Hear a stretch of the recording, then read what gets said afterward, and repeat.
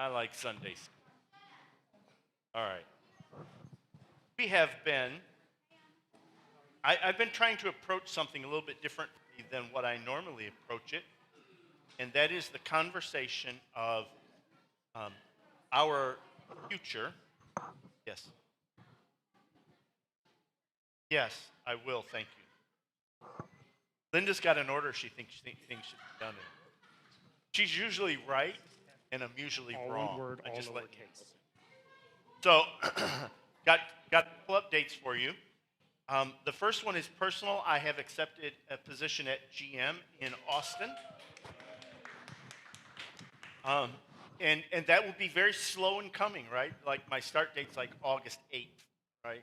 So we've already gone through like 2 weeks of processing paperwork, and so it'll be more yet to come that has to be processed.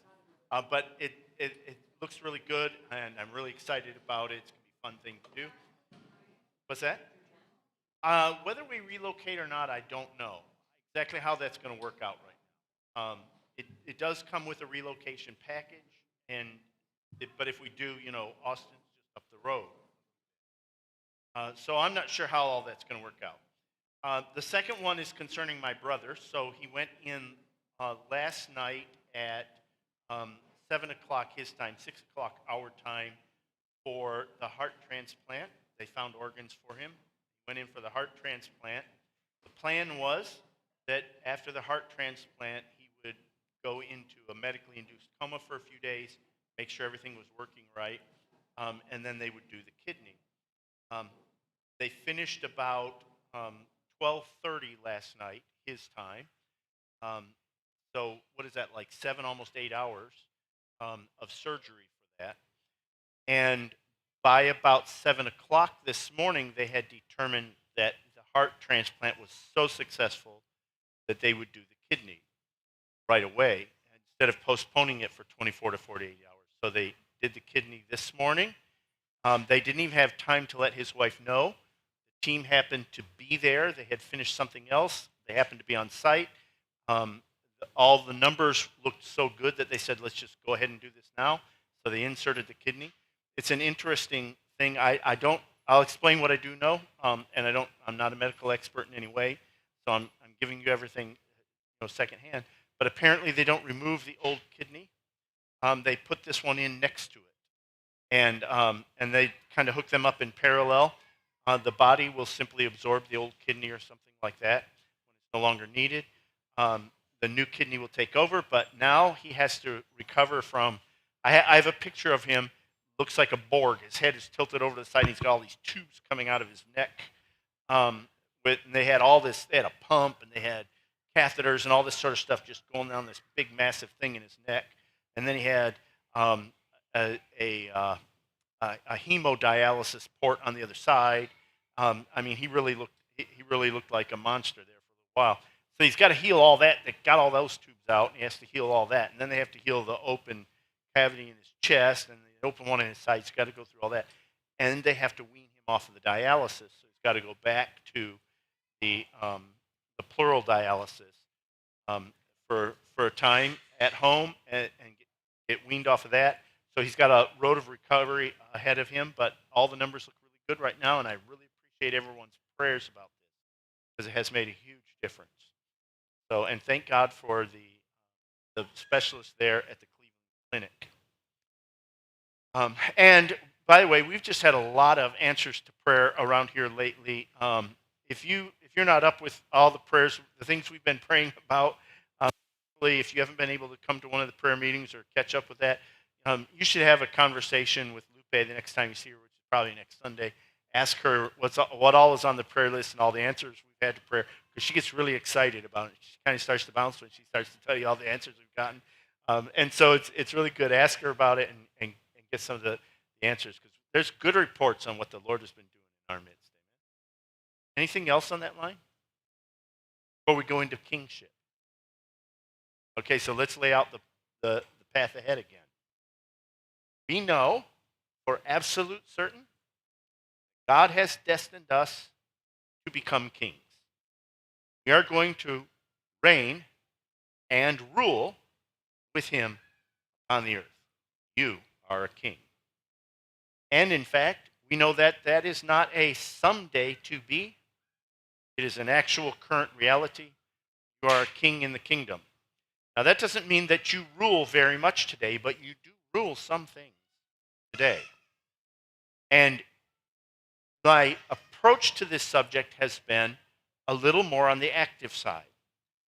Generally speaking, we teach this passively. We say, this is the case, and you should consider it, and you should start to live it as a reality. But I'm taking it a different tack on it, which is to say, if we considered ourselves, according to the illustration that Paul gives us in Galatians chapter 4, where he says that the Son, though he be ruler of all, kind of looks like a servant when he's young, because his father puts him in that place.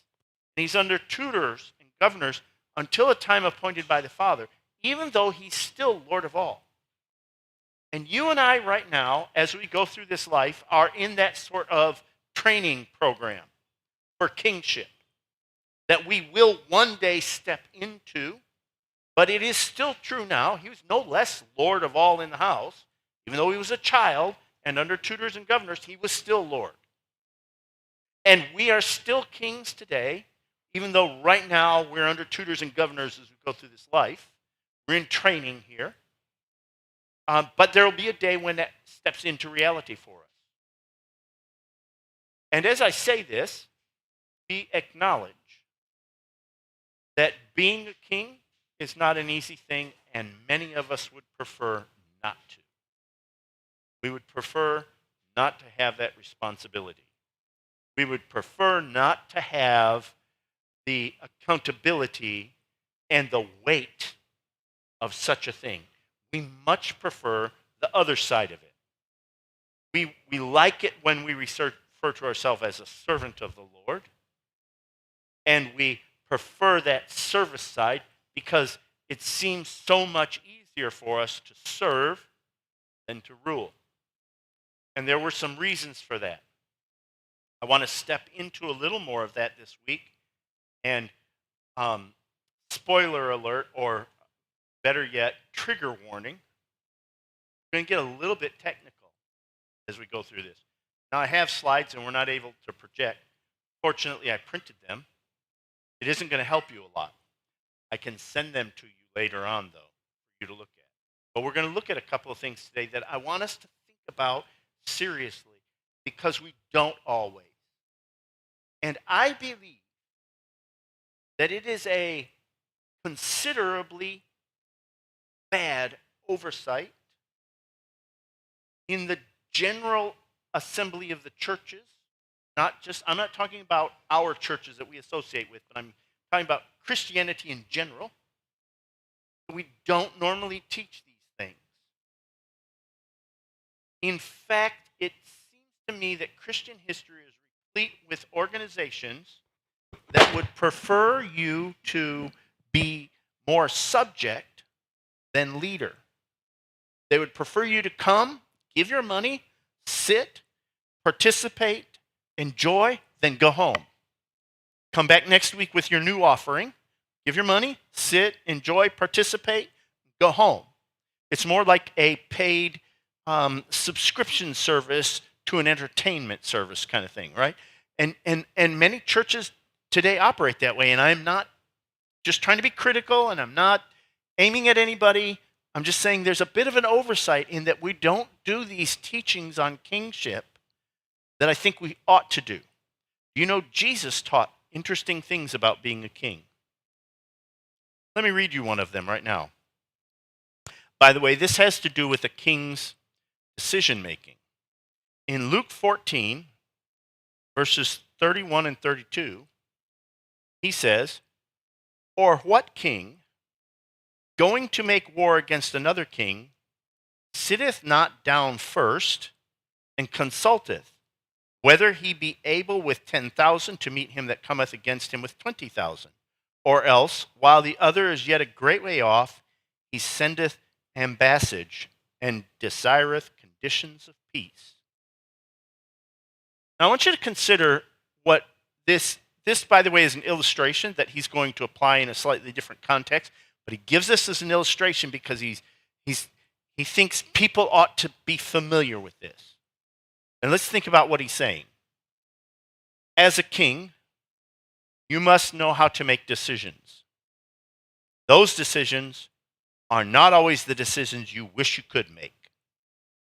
Because you don't always get to pick when you're attacked and when you're not attacked. And sometimes you're put in a position as a king where you have to ask a question of, is there a way for me to win? Can I get a win out of this circumstance or not? And if not, then I'm putting in another position where I now have to find a way to get peace out of the situation. If I can't get victory, maybe I can get peace. Right? And he does this. You notice how Jesus says he does this, right? He sitteth not down and consulteth whether he be able. He doesn't make this decision without some consultation. So you notice how he's kind of set this king up. He's in a pickle, not sure what he's going to do, consults with the people who've got more information than he has, makes a decision, then makes some assignments, assigns out some tasks to people. Either assigns the generals and says, okay, we're going to go to war and we're going to do this. This is how we're going to do it. Or I'm sending my ambassadors and they're going to go make an offering for peace. Let's see if we can avoid a conflict. But he sets it out that way. Now I say that because we as kings in training, which is what we are, we have this amazing, awesome opportunity to learn in an environment where there's a relative amount of safety for us.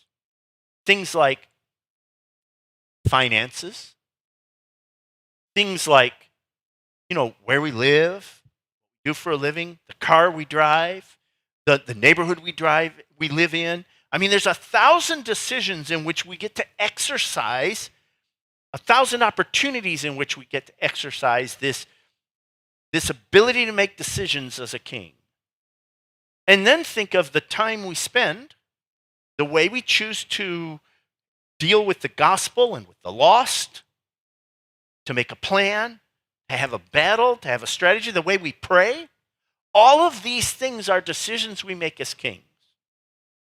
And we get to exercise ourselves in them.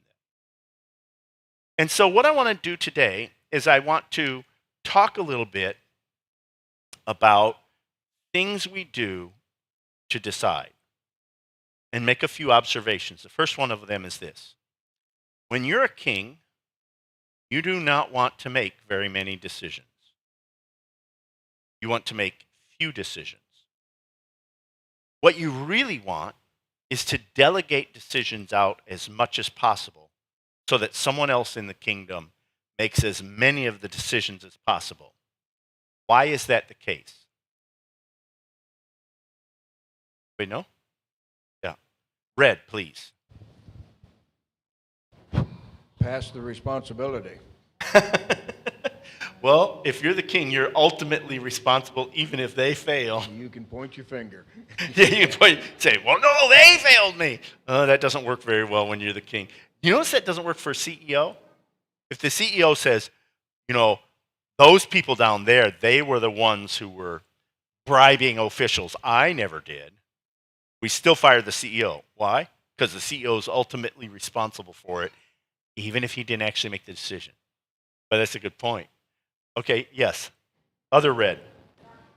Okay, so that you can spend more time concentrating and trying to find out the answers for the more difficult and harder decisions. Yes, because there's so many decisions that could be made that if you're making every decision, you're going bananas and you don't have time to think about the really important ones. Which means that as a king, the first decision you need to make is, what decisions do I make? Which ones do I not make? And which ones am I going to farm out? But when you farm out a decision, do you just hand it off and say, oh, here, this decision is yours, go make it. No, you never do that. Because you'll end up where Mike was pointing at. People just make these decisions and you're left in the dark. And then you say, I didn't do it, they did, right? No, you actually want to hand off a decision with some guidelines, some expectations that say, I want this decision made kind of like this. And some things go like this. You can make this decision any way you want, but not that way. Any way but that. Pick a better way than that one. There's all sorts of ways we try to lay out how we delegate decisions out to someone to make them. And this is true whether you're at the family level or at the national level. If you're husband and wife, and let's say you are a very authority-oriented, how's that sound? It sounds better than domineering, doesn't it? Very authority-oriented husband. And you think you should be the one who makes all the decisions. Your wife should not be making decisions. She should just be executing the decisions you make. Right? Let's just say you were that way for a minute. First of all, how long are you going to maintain your sanity? I say probably not very long. There's too many decisions that need to be made. And you couldn't actually pull it off if you wanted to. What are you going to do? Accompany her to the grocery store and tell her which brand to get? I mean, where's the line that you draw to the decision, right? You draw the line, you say, I don't make those decisions, she makes those decisions. What kind of soap you're going to get, what kind of dish soap all those decisions are decisions. And if the brand you wanted isn't there at the grocery store, somebody has to stand there and say, which brand am I going to select now? And you can't be the one to make all those decisions. So you say, well, I make all the financial decisions. I doubt you even do that. Chances are even that isn't true. So here's an interesting way to look at this.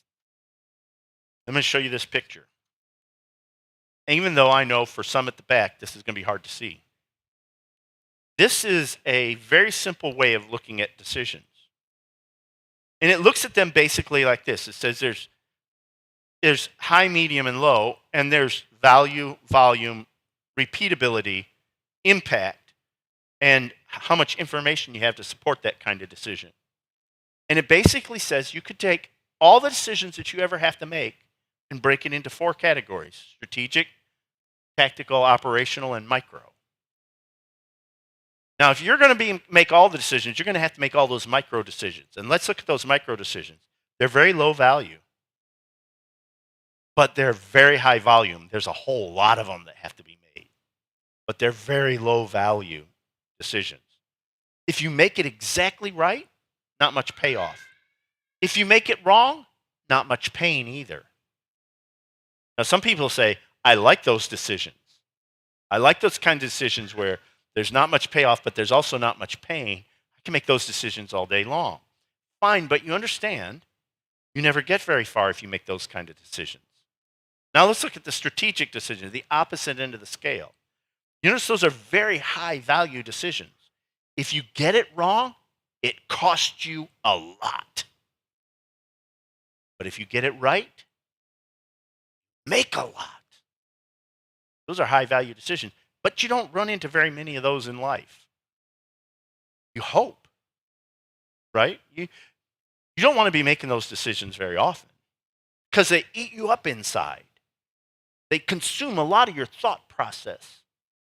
And managing the risk of doing it wrong will give you ulcers. Right? Not very many people can make these kind of decisions very often. And that's good because they're very low volume. Right? And I'm not going to go through the other. I'm just kind of playing those two against each other. And I have this laid out as a study for people thinking about how do I make my decisions and what kinds of decisions are they.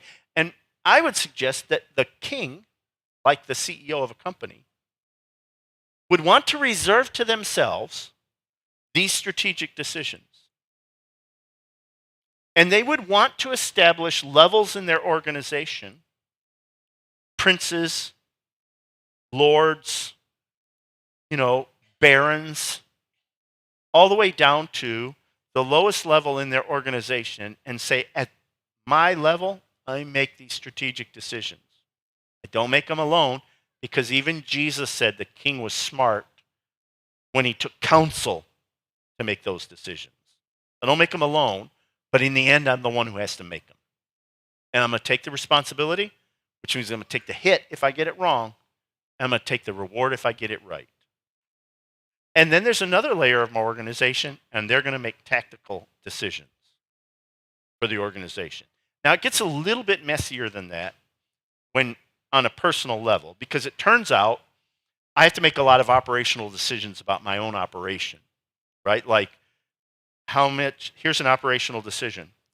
How many calories am I going to eat every day? That's an operational decision.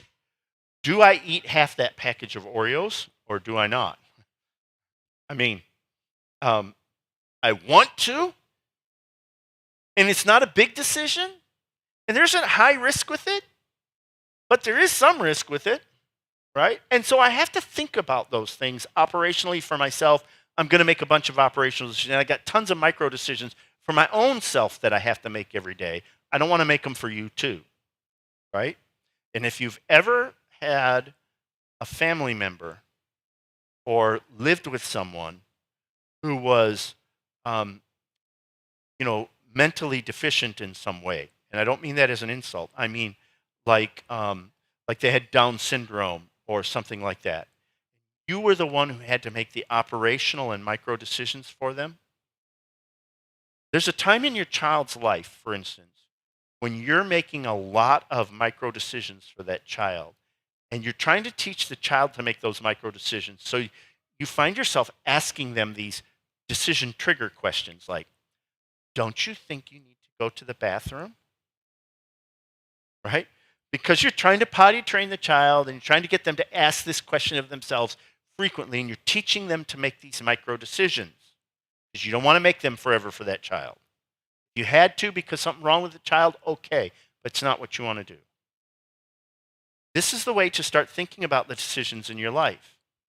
And if you're investing a lot of time and energy on a decision, it had better be a decision that has a high value on this scale somewhere, that gets a good payoff. Otherwise, why are you putting so much energy into it? Because the payoff isn't there for you.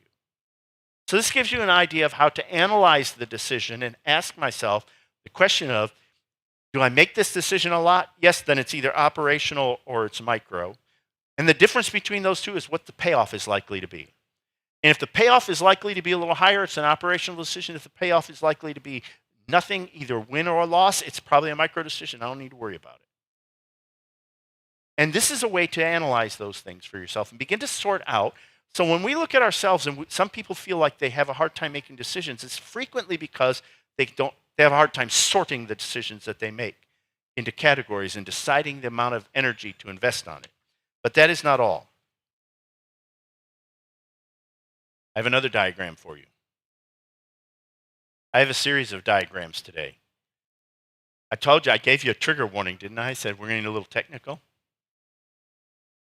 This is a decision event diagram. I use this in business with business leaders to help them understand what a decision event for a particular decision type looks like. And here's the way the decision event works. There's a horizontal dimension, there's a vertical dimension. This thing in the middle is the decision. You put a label in it.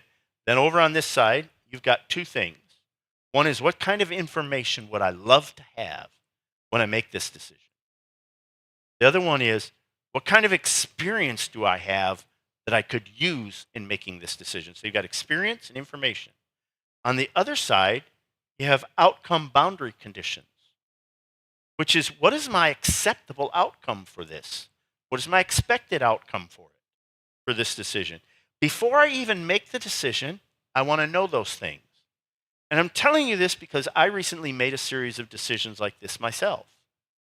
I'm going to show you the tools I use to make my decision in just a minute. But this is the way I think about the decision. Then there's a vertical dimension that says, I need to know, what is my motivation for making this decision? Is it because I have to? Is it because I want gain? Is it to avoid a loss?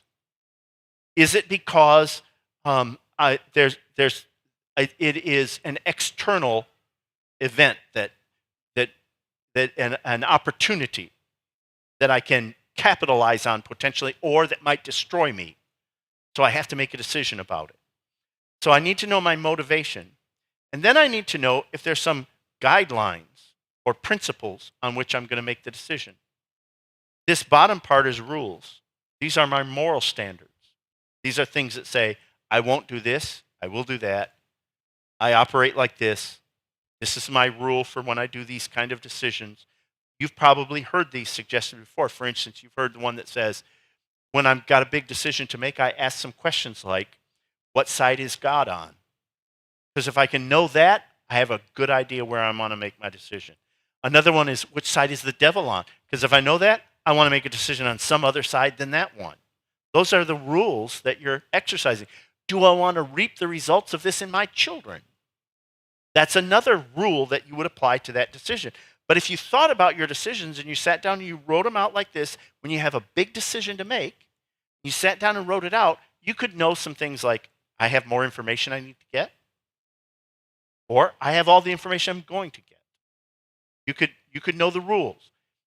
This really helps you solidify in your mind how the decisions are made. Furthermore, in a large organization, you can create these for every kind of decision event all the way down to the micro level. And some organizations do that so that they know who actually makes the decision, who has the ability to override the decision, who's responsible for providing a recommendation for this decision, that's who's counseled, who are the counselors for that decision, where do you get counsel from, who do I inform of it, and lastly, who do I want to make sure doesn't ever find out that I made this decision. They don't need to know the result of this decision. I'm not going to tell them. All of those things are all on this one diagram. And I recommend that studying the way that you make decisions helps you become more effective at making decisions. If you don't, you end up in a world where you see a lot of cause and effect possibilities.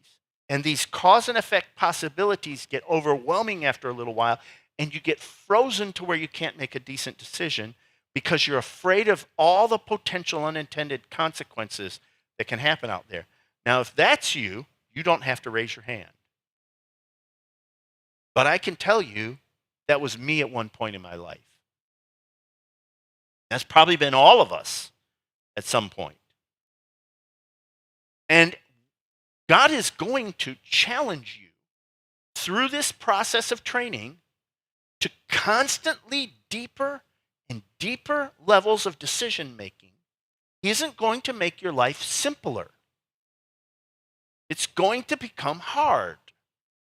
And it's not a punishment. It's training.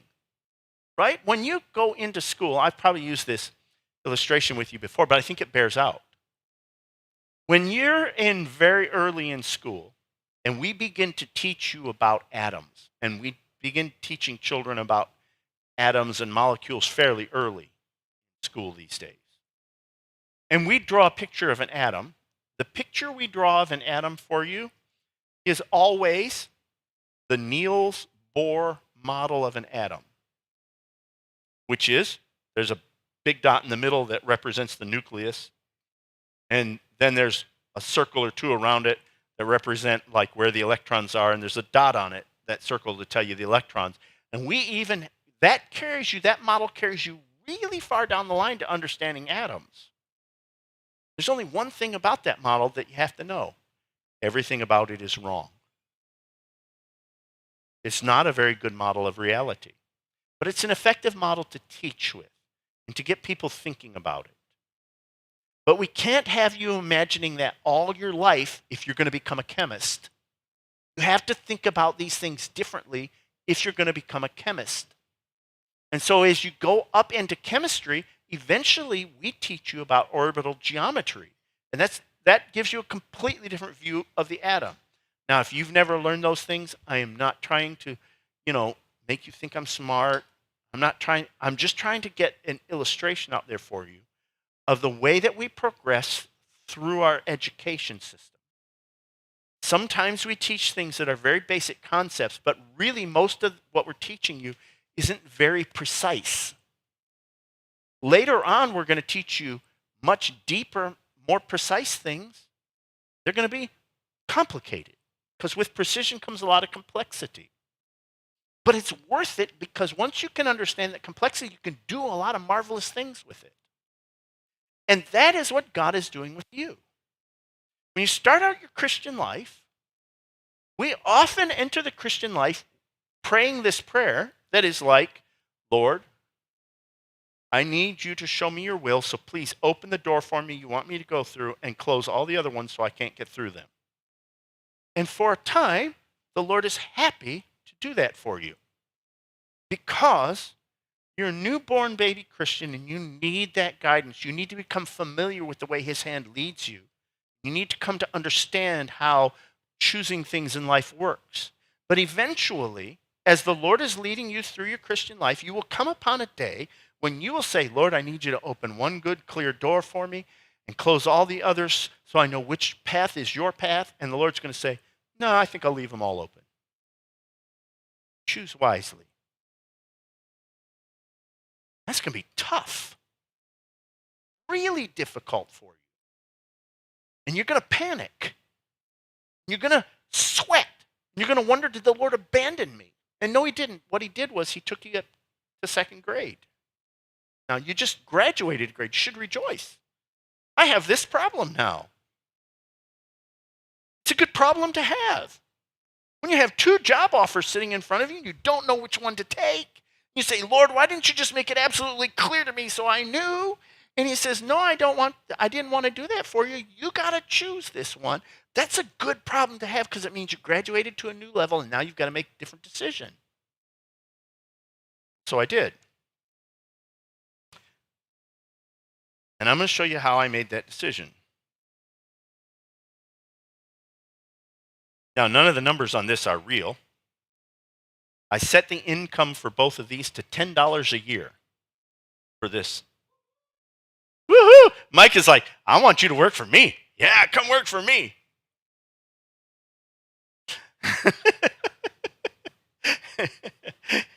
Yeah, for some of us that might be a raise. I don't know. This is only a little piece. This is done in Excel with a Monte Carlo simulation tool. For this run, you're only seeing a little tiny piece of the run table down here. There's actually 10,000 lines of numbers down there that run out of some randomness in these calculations up here. You think, well, that is really complicated. Actually, it isn't. And if you thought, I want to learn how to do that, I could teach you in less than 10 minutes. The tool does it all. This is the nice thing about it. We're getting so advanced now that all the programming is done in the tools, and you just have to really become a tool jockey and know how to run the tool. And then setting up the problem. So I set up the problem with 2 offers from 2 different potential employers, and I ran it out 10,000 times. And then averaged them up to find out what the likely outcome of either decision was going to be. Now, that's not the final decision, but this gave me a lot of a foundational decision making. Just running this just like this. Now, there were other things that came along, but one of the things I wanted to point out on this that I thought was interesting was when I looked at these 2, the biggest difference between them turns out to be the way it's going to affect my retirement rather than necessarily the annual income. That's a huge thing to consider. Do I take a job that looks better for my retirement but pays me less now? Or do I take a job that pays me more now and doesn't pay quite so much into my retirement? That's an important decision. So, and I only bring this to you because I want you to understand there are tools out there to help you make decisions like that. Now, that's not going to help you with every decision in life. But there's a lot of decisions that you can run numbers on, and you can figure out which way to go.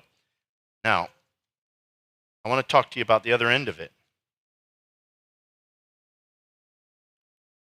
Have you ever had that experience where you stood in the shower and you thought, it's too cold, I need it to be warmer? So you reach out and you turn the knob. What's your next thing that you're going to do? Turn the knob, warmer. Now what are you going to do? Wait and see. Why? Because it takes a little time. This is the most basic. There are people who have spent decades of their life exploring the thing you fear. That is, little loops of cause and effect. And they have established for you a marvelous set of things called archetypes. And I'm going to show you a couple of them today, just a couple. I'm not going to walk you through very many of them. They're fairly easy to find. If you just look up system archetypes, you can find them. There's a great book I want to recommend you read sometime called The Fifth Discipline by Peter Senge.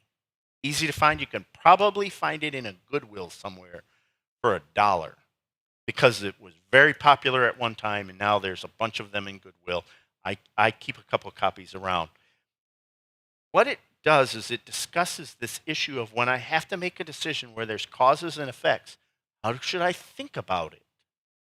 Because if I just had a few tools at my disposal to help me think through cause and effect in big things in life, I don't want to use it for the micro decision.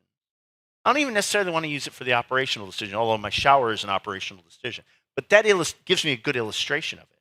And that shower or thermostat problem is the most basic one of these causal loops, and it's often referred to as the goal-seeking or the goal-seeking archetype.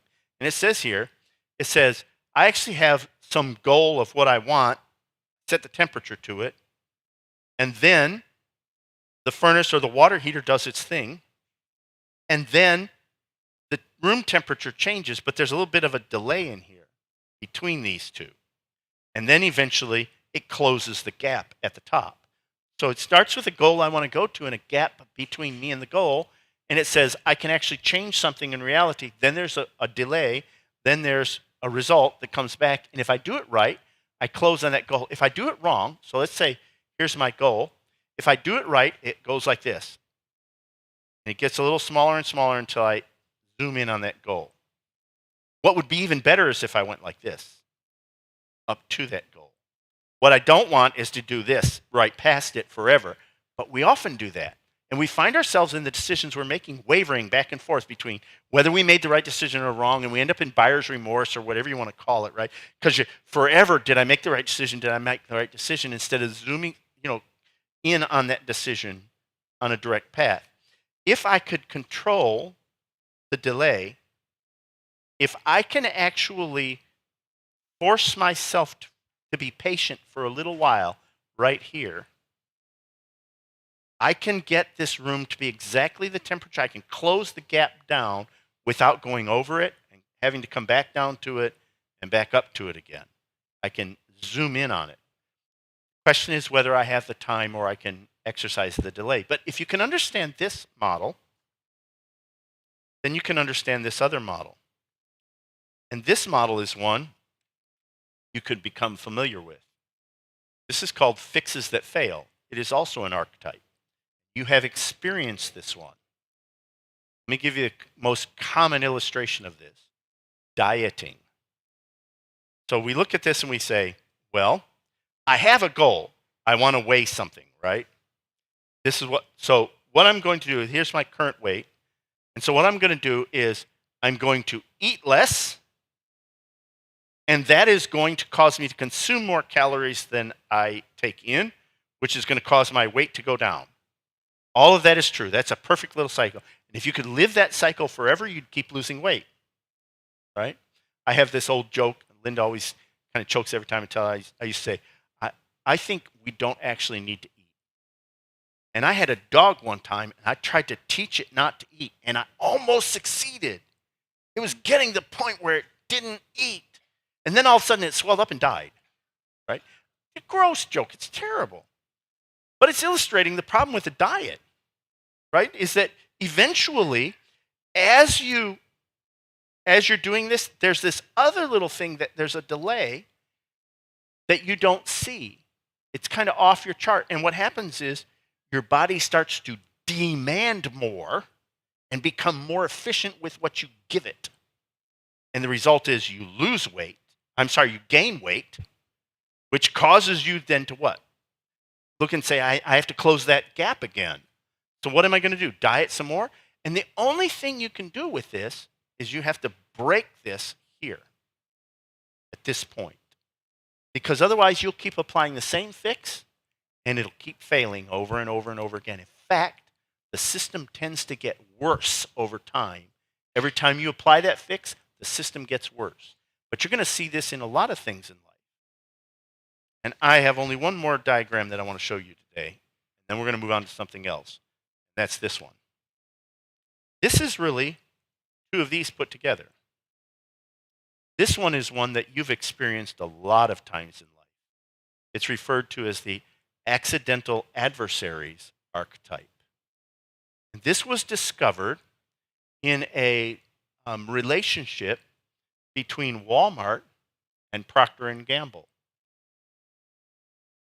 And what happened in that relationship was that Procter & Gamble would want to issue coupons to encourage sales.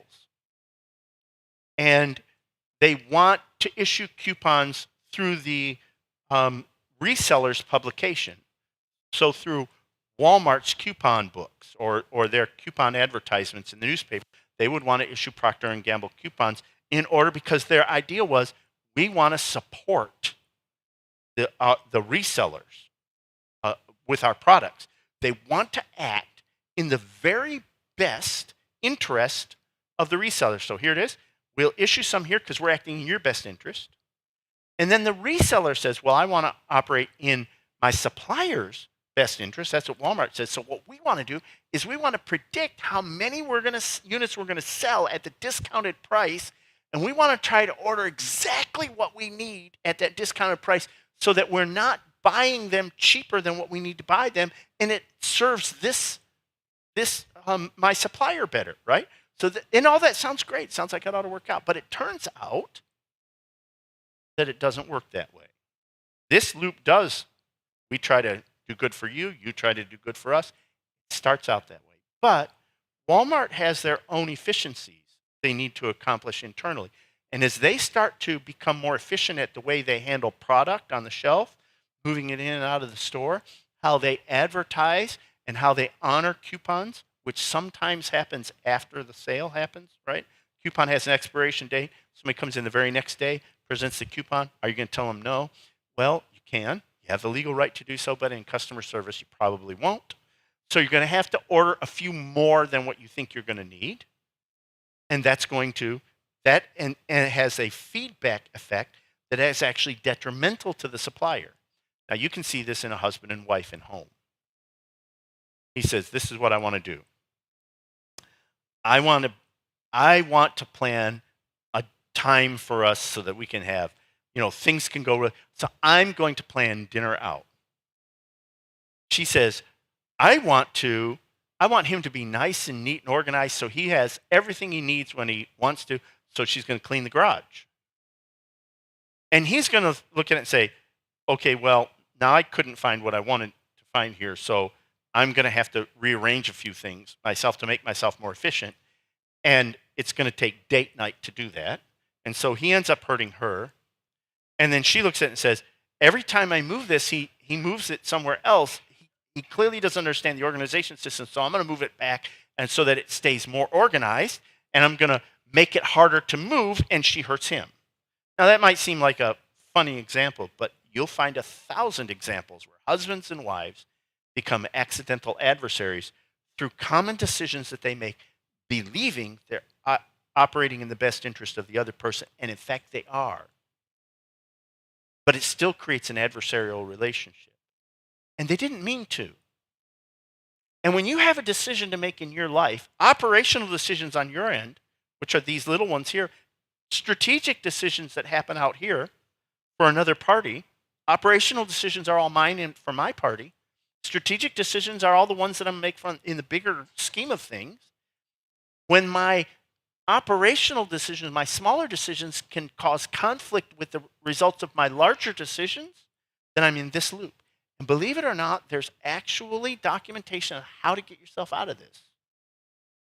How to make decisions so you don't end up in this loop.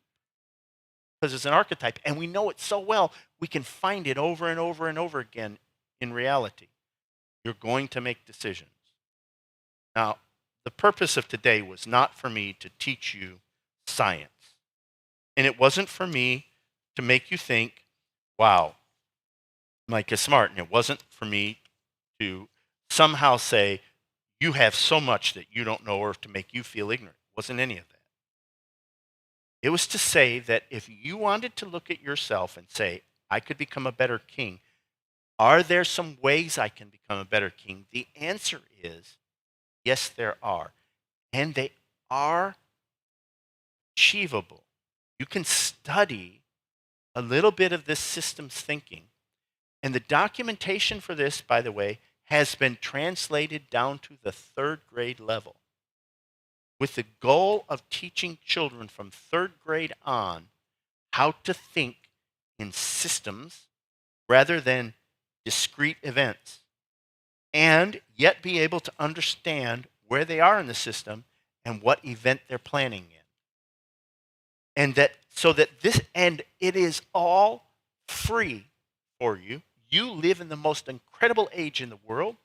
You live in the internet era where this stuff is in an open library that you can access and read anytime you want.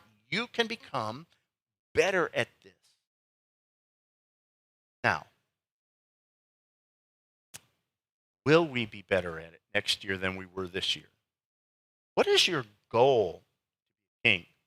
Can I make a suggestion that a king who has no goal for his kingdom, for his way of being a king, who just wants to enjoy the ride, is not a king, is not going to last very long. Kings who just want to live on the wealth of the land and not make decisions and not grow the kingdom don't last very long as kings. The only way you're going to do this and be able to look at it and say, maybe I'm overstating, maybe it's not the only way. But I think it's important for us to consider that if we're going to be kings, we would be greatly advantaged to put some of our time and effort from the entertainment bucket into the learning how to become a better king bucket. Figuring out how to do things at a higher level than we did before. And there's a couple other minor points. Kings have to know, and I posted that thing on Slack so you can go and read through all the points. The kings need to know that they're never the only king, or rarely anyhow. There's only one king of all kings. Even in Jesus' day, in Luke chapter 1, we have the reference to Herod, king of Judea. And then in the end of John, you find the Pharisees standing up proclaiming, we have no king but Caesar. Well, of course you have another king. In fact, there's 3 kings between you and Caesar. And it's important for us to understand that about ourselves. I have a kingdom, I have a sphere that God has given me to influence and rule in, but I am not God, and I don't have the ability to influence and rule in other people's spheres. We always want to do that. Well, if I were king, I'll tell you what I would do. I'll tell you how I'd run this country. We would always want to do that, but then when it comes to our own responsibility, we would abdicate. And we can't afford to abdicate the valuable decisions that God gives us to make today for the favor of time or because we're stressed. The thing is, we have to do it in a regal manner. And the more regal the manner we can make it in, the better it is. We're going to leave off this week with kings. Next week, we're going to focus on priests. Because not only did he make us kings, he also made us a nation of priests. We need to ask the question for ourselves, well, if I am a priest, what are our priest's duties? How do I become a better priest than I was last year? Am I a good priest at all?